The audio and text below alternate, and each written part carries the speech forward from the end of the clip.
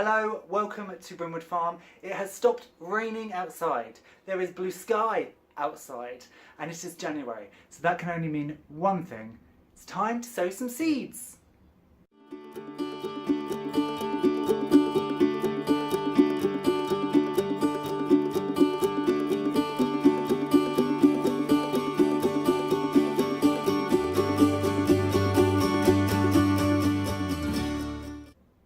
Now, if you've been with this channel for a year, you will know that in January I like to get my first seeds going, and normally I start my aubergines and my sweet peppers off at this time of year under a little bit of heat.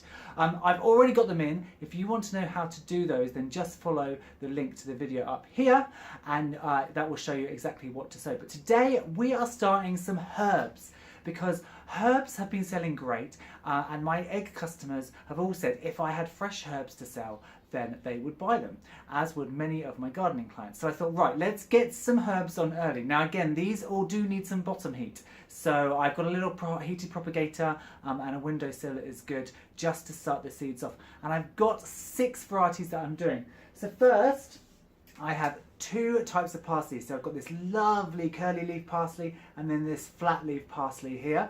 They look like they're going to be really, really good. I've also got coriander. I love a bit of coriander in this house. We've got coriander. We have some dill, a nice fresh packet of dill. And then I have 2 types of basil. So this is a nice green leafed sweet basil. And then the other one, which just comes in a nondescript sort of plastic packet, is a cinnamon basil. So we're going to get both of those on today. They're all going to be in pots labelled, because you know what I'm like with labelling, I tend to forget. So let's crack on. Well, it is that time of year when every single surface in your house, benches, windowsills and all sorts, start to get overtaken with seed trays. So I've pre-filled my trays. You want to fill them as far as up to the top as you can, because if you do them halfway down, all that space is wasted. So you want to fill them right to the top, so the roots, when they start to grow, have got as much space to grow as possible. Now this is a proper seed compost. So this is John Innes #1, but wherever you are in the world you'll be able to find a nice seed compost. And you can see that it's really light.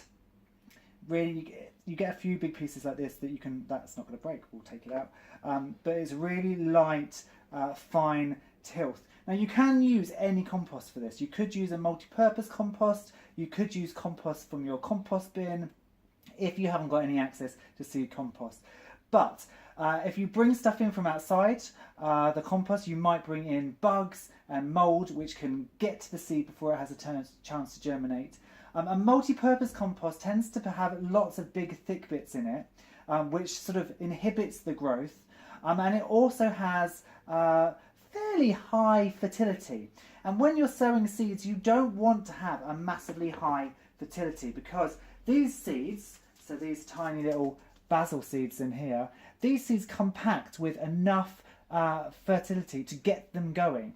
And if you have too high fertility in the soil when you put your seeds in, they will just bolt and you end up with loads of really leggy, long seedlings. So if you can, find a nice seed compost which will give them just enough nutrients to get going and create some decent roots before you put them on.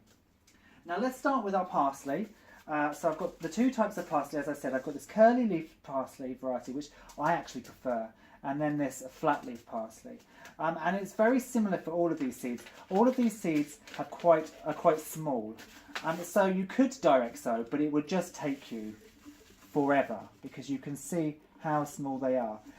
I find it's easier just to scatter them lightly. I mean, I don't need that many plants. I probably only want 5 to 10 of each. Instead of doing a big bulk of one variety, I want to have, 5 to 10 plants of all these different varieties, so that I can create lots of lovely bunches of different herbs. So we'll just thin that down a bit. And then all you want really to do is just to scatter them lightly. Just try not to bunch them together, because that just makes it more difficult when it comes to pricking out. And then what I also tend to do when I'm doing similar varieties is put them in different trays, so that when they come up I can recognise them. And now with the parsley, obviously, because these have different leaves, the curly leaf and the flat leaf, when they start to grow their true leaves, I will be able to recognise which are which. So that's not so much of a problem. But with the basil, for instance, the cinnamon basil and the sweet basil, they look exactly the same. So I won't put them in together. Oh, now this is in one of those little inner packets.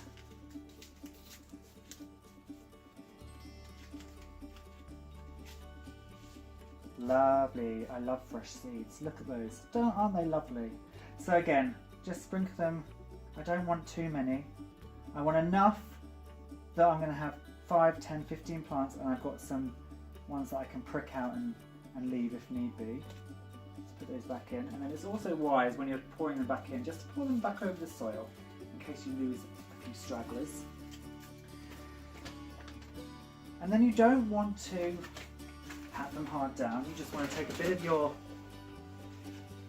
compost, your seed compost, and just very lightly brush it over the top. It doesn't matter if they're not completely obscured.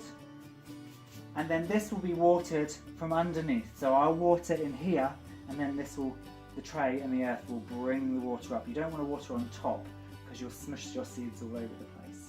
So before I do any more, let's put in my flat leaf parsley label.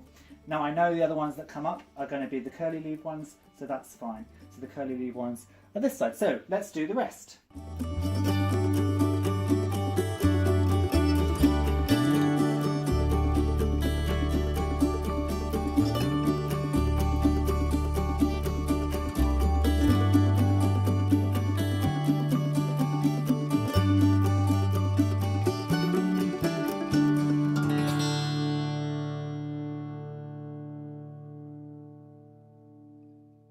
So there we go, they are all sown. They will be heated in that little propagator, so they'll get heat from the bottom coming up just to warm that soil a little bit. The most important thing for these plants will be light, because when you're sowing in winter, it's the lack of light that can turn them into really, really tall, spindly seedlings. So you don't want to start them off too quickly, so don't make them too hot, otherwise they'll just bolt up and they get really, really leggy. And you can possibly use a bit of a grow light system to extend those hours of daylight if they do grow and they start to bolt. And I have got a little grow light system here, so I may shut them under. But it's just nice to have some seeds on in January. Even though we're still in the middle of the winter, it's nice to have some things going on. So please let me know in the comments if you're growing now in the middle of winter, or if you're in the southern hemisphere. Tell me what you tend to start in June, July, which is your winter, I'm thinking. So let me know in the comments what you're growing. I'd love to hear about it. If you like the video, please give us a thumbs up, hit subscribe so you don't miss any future episodes, and I will see you all again soon. Bye.